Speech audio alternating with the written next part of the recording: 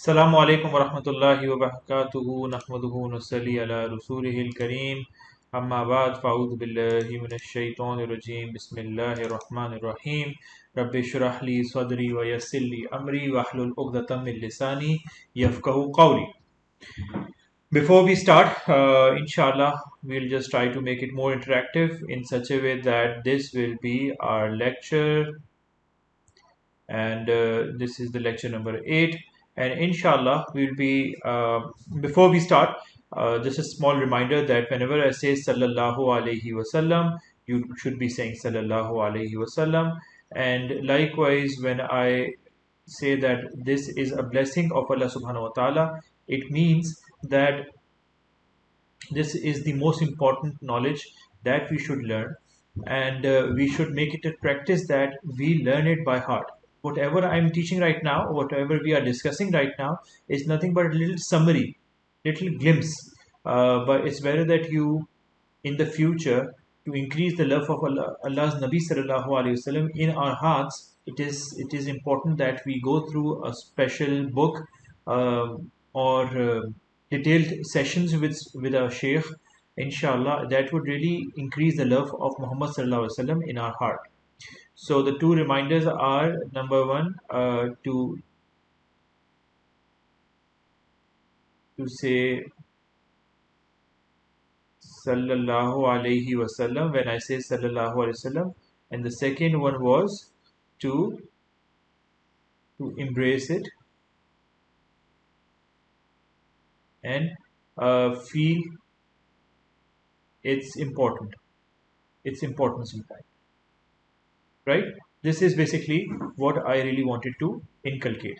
So coming back to the topic, what we have covered right now is that we have seen that Muhammad Sallallahu Alaihi Wasallam got married in the last session we discussed, and we discussed the importance of Hazrat Khadija Raziyallahu Ta'ala Anha, and inshallah we'll be discussing more about her in this class as well.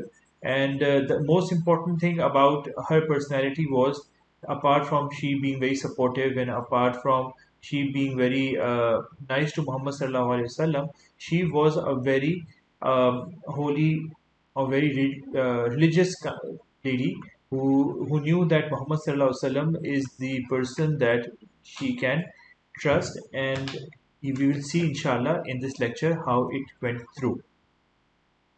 So the thing was that Khadija radiallahu anha, when the first revelation came in, now we'll discuss about the revelation. Revelation was that Muhammad sallallahu alaihi wasallam used to go into a cave. The cave was in a way that, if I make it a very simple drawing, that let's say for example this is Khana Kaaba. Khana Kaaba is not the, as we discussed in the class, that this was not the way it used to be. There used to be very small houses near or surrounding the Kaaba, and in fact there were markets close to it as well, small houses. The height of Kaaba itself is tall. The Kaaba is quite tall even then and even now. So houses were small nearby, and Muhammad sallallahu alaihi wasallam found a place far away from Khane Kaaba, but it was in a place. It was basically nothing but a small space between the mountains. Like for example, this is the mountain, right?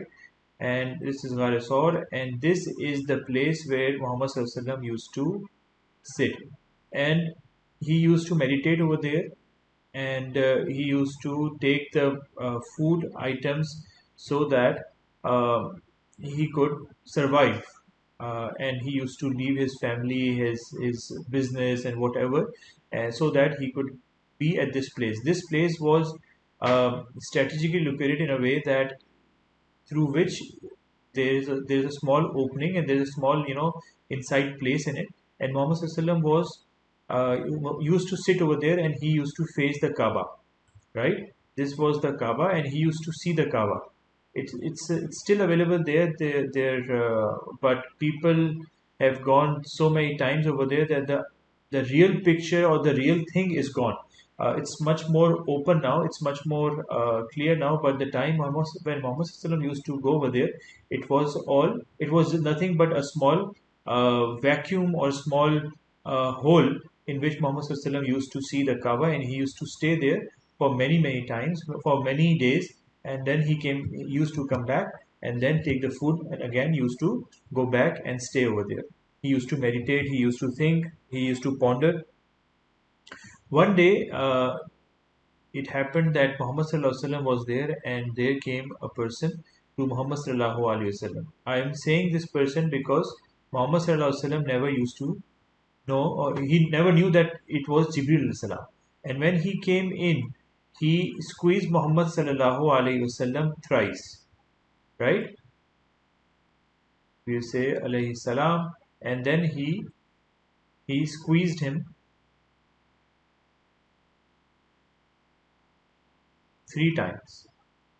And every time he used to say to Sallallahu Alaihi Wasallam, Iqra, or maybe he used to say that, he used to say that. So Muhammad Sallallahu Alaihi Wasallam said, I am not literate, I'm not literate. So Muhammad Sallallahu Alaihi Wasallam, he used to squeeze Muhammad Sallallahu Alaihi Wasallam, and Muhammad Sallallahu Alaihi Wasallam said that it was such a hard squeeze because he's an angel, that Muhammad Sallallahu Alaihi Wasallam used to say that it was such a hard squeeze that I thought I will die. So it was in fact the second interaction between Jibril alayhi salam and Muhammad sallallahu alaihi wasallam. The first interaction, if you remember, the first interaction was when Muhammad sallallahu alaihi wasallam was given an open heart surgery by Jibril alayhi salam when Muhammad sallallahu alaihi wasallam was 4 years old, right? So first interaction was this, and the second interaction was this. So Muhammad sallallahu alaihi wasallam was really afraid, and he came down to his home. And then came the part of Hazrat Khadija alayhi salam. Hazrat Khadija radiallahu ta'ala anhu was brilliant at this point. She was content. She was in such a situation that she calmed Muhammad sallallahu alaihi wasallam, right? And how did she do that? Muhammad sallallahu alaihi wasallam, when he came down to Hazrat Khadija radiallahu ta'ala anhu or his respective home, he was very scared. He was scared because of many things. First of all, let's say if to anyone a person comes from behind and squeeze him, how will that person feel? The second was that he said something to him that he thought that he has gone na'udhu billah nuts, right? So he was quite afraid of that.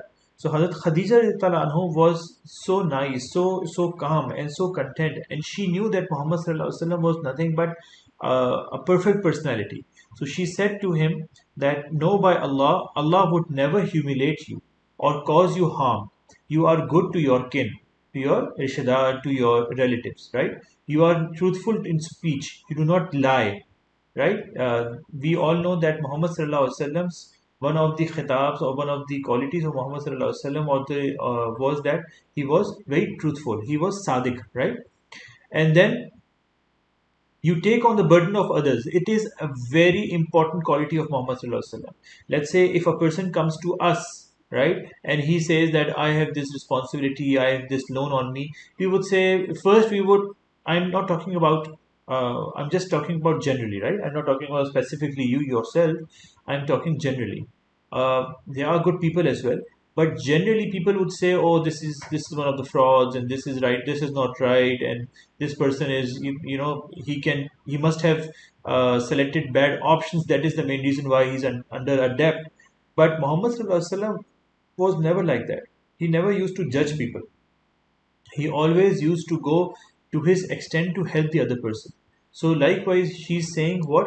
There are three qualities of, let's say, the qualities of Muhammad sallallahu alaihi wasallam that Hazrat Khadija radiallahu ta'ala anha, she is pointing out, was that first of all, good to kin, right? So this is a very important quality of a person. And then she said that you are truthful. And then she said that you take the burden of others, right? Burden of others. And likewise, she said you give money to those who little, right? So she meant sadaqah. You are hospitable. Hospitable. Right? To your guest, and you do all kinds of good and all the good deeds. Now look at this, how beautiful this thing is, right?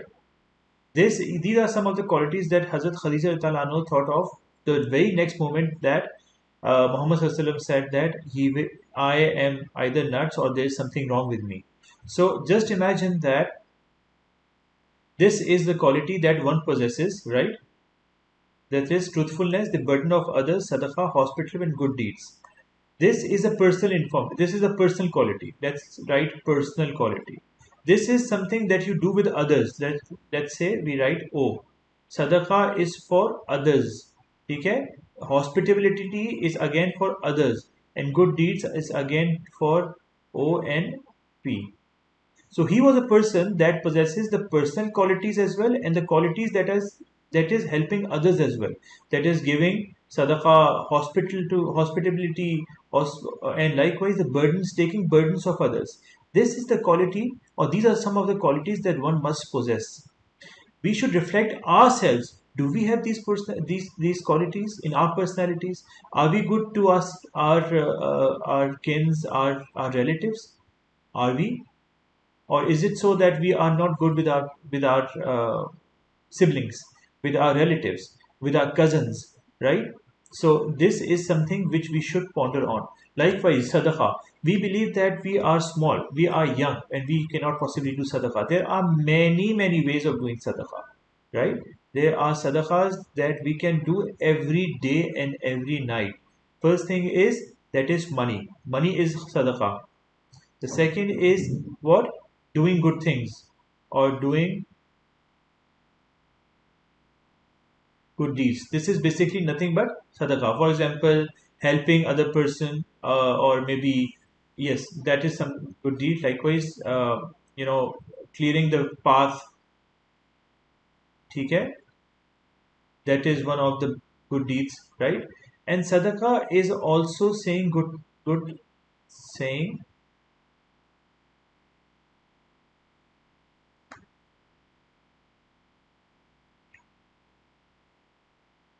saying good things is also part of a sadaqah. Why it is part of sadaqah? Because let's say if you are doing something good, if you are motivating someone to do good, he and or she does it, this will also put into your account as well. So that is sadaqah as well.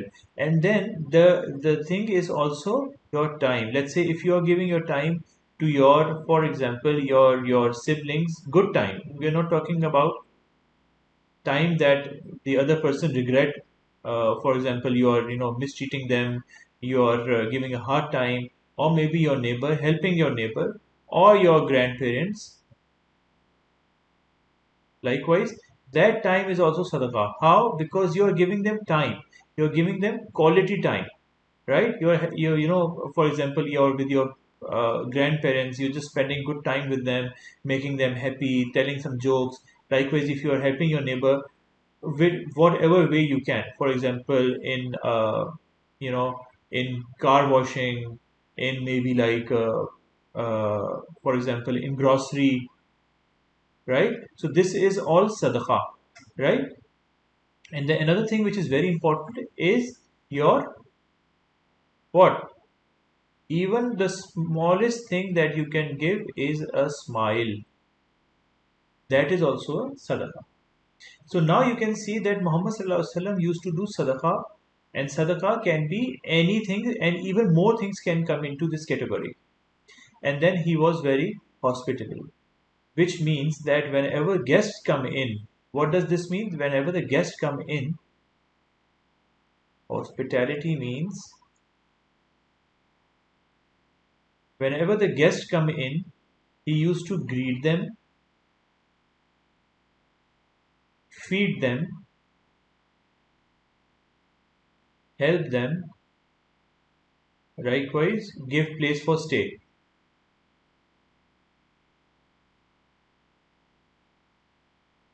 Now let's come to ourselves. Are we the ones that greet our guests, or is it that whenever they come we say, "Oh, why are they here? Why are they here? We should not be.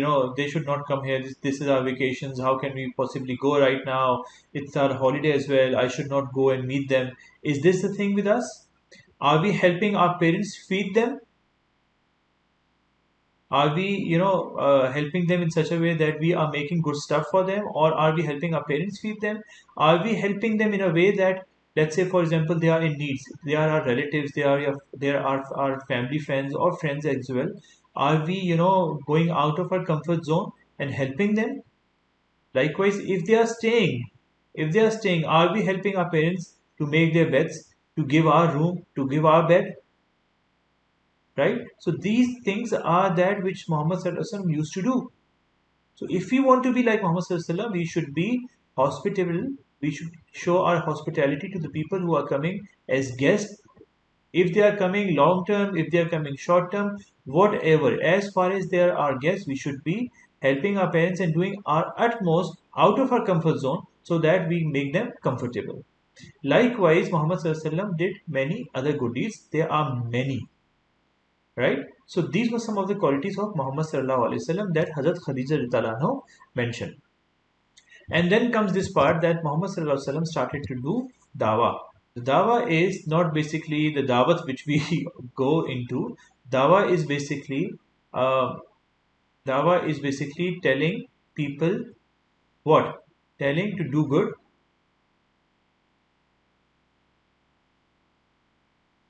and stopping them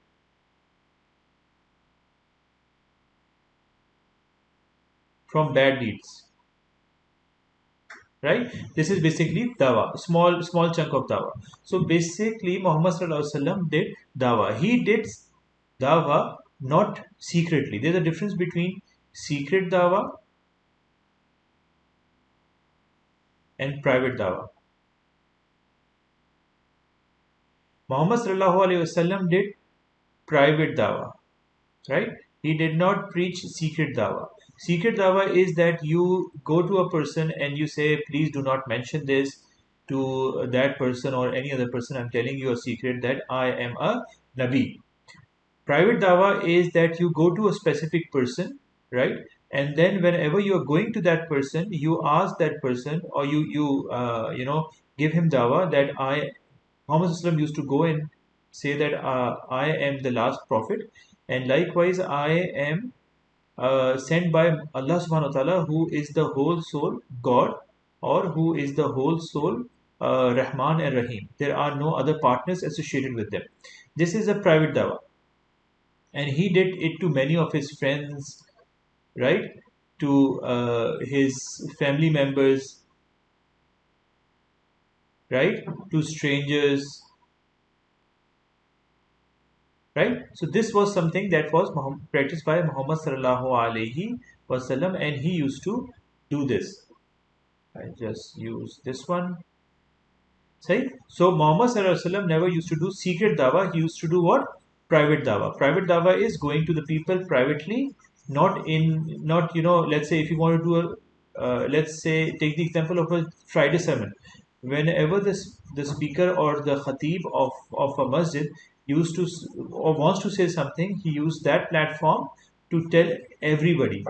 Likewise, let's say if you want to do, or if you yourself wants to tell your friend that he or she is doing something wrong, that you would go and tell him secretly. But private dawa is, let's say if you go to a person, right, and you tell him privately, there is no other person, and you tell him privately. So this is the basic difference. And when he started doing the private dawa, opposition started from the Quraysh. Quraysh is the Kabila of Muhammad Sallallahu Alaihi Wasallam. And what they did a strategy. The strategy was that uh, everybody knew that he is one of the members of the most elite group or elite tribe of Arab, right?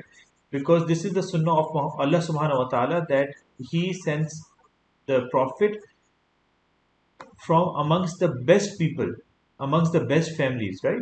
So this was the same thing that was with Muhammad Sallallahu Alaihi Wasallam. So what they did basically, the Quraysh did.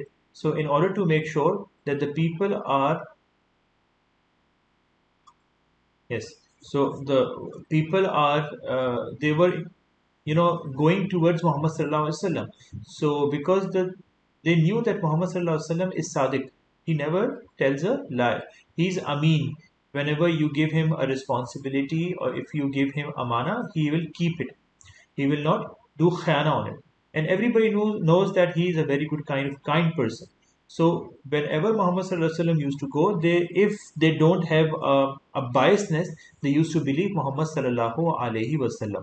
And the number were increasing. The number was not increasing that much, but still the number were increasing. So the Quraysh thought that there are some ways or strategies that they should go into. The first thing was that they went to Abu Talib. And when they went to Abu Talib called his nephew, that was Hazrat Muhammad Sallallahu Alaihi Wasallam, and he said that the people are coming to me to and I want to let you know that they want you to stop. So he was very strict on this point. Who? Muhammad Sallallahu Alaihi Wasallam. And he said that, let's say if you place a sun on my right hand side and a moon on the left hand side, even then I will not stop doing what I am doing right now. So there and then Abu Talib said that I will support you, and I will and he did that until his last breath. He supported Muhammad Sallallahu Alaihi Wasallam. And why did the Quraysh went to Abu Talib? Because he was the chief of his tribe. And let's say at that time you cannot possibly go and kill anybody like that, right? You need to go through the proper channel. The channel was that you go to the leader, you talk to him. If you don't convince him, right, then you cannot possibly go and kill that person or torture him or abuse him, right? But this was the case with Hazrat Muhammad Sallallahu Alaihi Wasallam because of his good lineage. The second thing was that they ban the tilawat of Quran. They banned Quran tilawat. Why did they ban that? Because when people used to listen to Quran itself is a miracle. Allah subhanahu wa ta'ala even said and even challenged the people from that time to the last person whoever will walk on the face of the earth, that do you think you can bring something like Quran? The summary of the ayat is that if we think that we can bring something like Quran, we should bring it. If we cannot possibly bring something like Quran, bring a surah. If we cannot do that, bring a simple ayah like that. So this is a challenge that was given by Allah subhanahu wa ta'ala at the time when the people believed that Arab uh, they have a strong control over the Arabic language, right?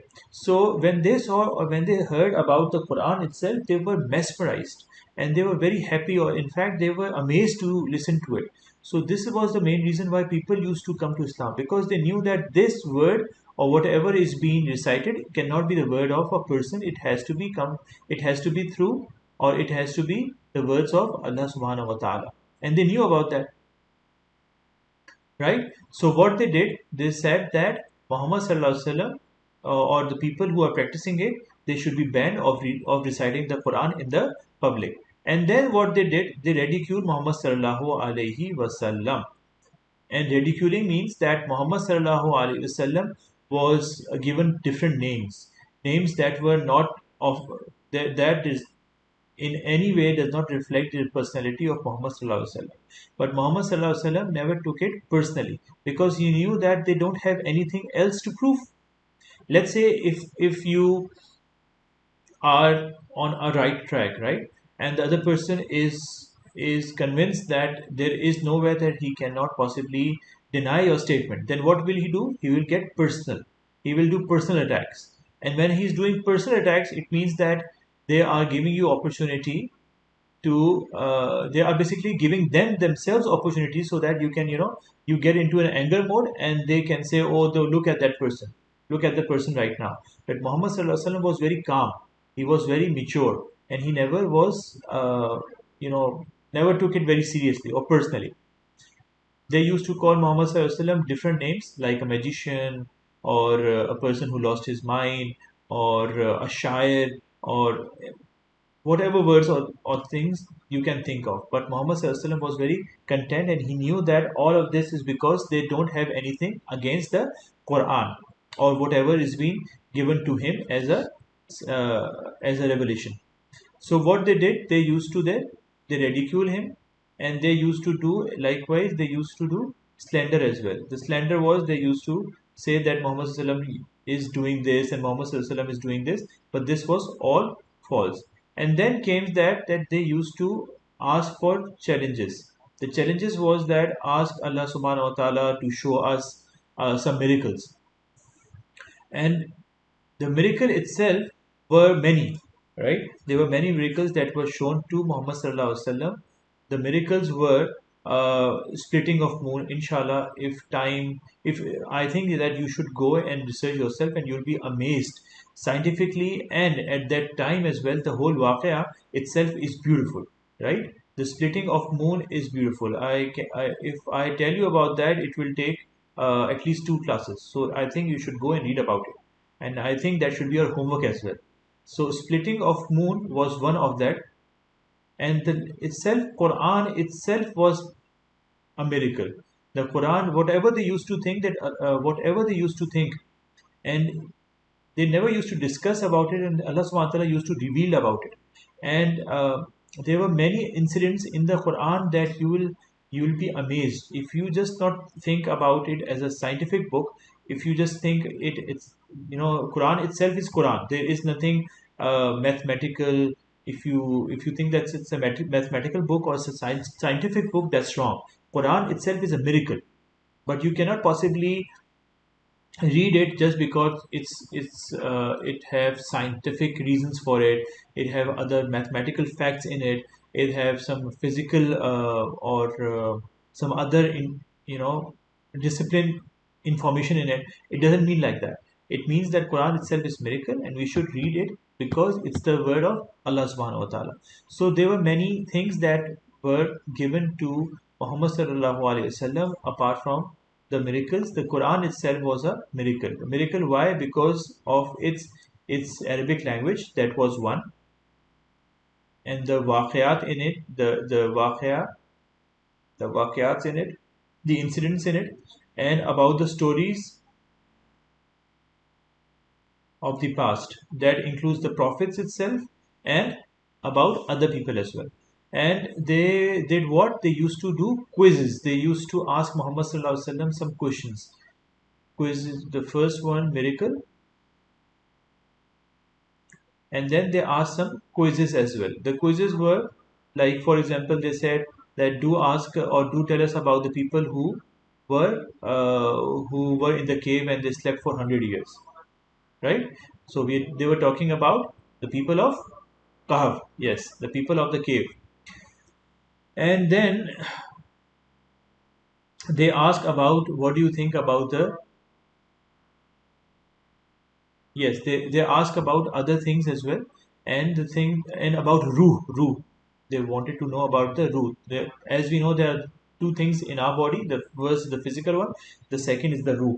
So they ask about the ruh as well, and Allah subhanahu wa ta'ala gave the answers of all these things. So let's say if a person is challenging and he's been given the rightful answers, the answers that they knew they were right, so they should have accepted Islam. But some of them, literally some of them accepted because of the challenges they have thrown to Muhammad sallallahu alaihi wasallam, and after they knew that these were right, even then they did not accept the religion. Why? Because they were biased. Why? Because they were stubborn, right? So if you want to learn about Islam, or if you want to learn anything, then you should not have this quality of stubbornness.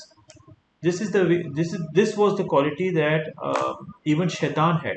When Allah subhanahu wa ta'ala said to him to worship or to do sajda on, in fact, sajda to Adam alayhi salam, why? What did he said? He said that I will not do it because he is made out of clay and I am made out of fire. So I will not do it. But this was not the reason that Allah subhanahu wa ta'ala wanted him to look into. All he wanted was to obey, listen and obey. Right? So let's say if the non-believers were given or shown miracles, they should have accepted Islam. And this is the reason why Allah subhanahu wa ta'ala always said to Muhammad sallallahu alaihi wasallam that even if you give them more and more miracles, they will not be accepting Islam. And this was the practice of all the non-believers who ever lived. Same way was the condition with Hazrat Ibrahim alayhi salam. Same was the condition with Nuh alayhi salam. Nuh alayhi salam, people who knew that Nuh alayhi salam was right, and likewise he made the boat all by himself, right, with support of with a few people. And when people saw that whatever he said was right, even then a few people came into Islam. And likewise, you can see the example of all other prophets. So whenever a person a have biasness upon a thing, he will not accept the thing which is even true. So we should, if we want to learn more about Islam, then we should not be biased about it, right? Then only Hidayat, inshallah, will come to us. Hope you like the lecture, inshallah. I'll see you next time. And inshallah, please make sure that you do research on the splitting of the moon by Muhammad Sallallahu Alaihi Wasallam. And inshallah, if you go through that article, you will find out some amazing facts and figures. Jazakallah khair. Until next time, Assalamu alaikum wa rahmatullahi wa barakatuh.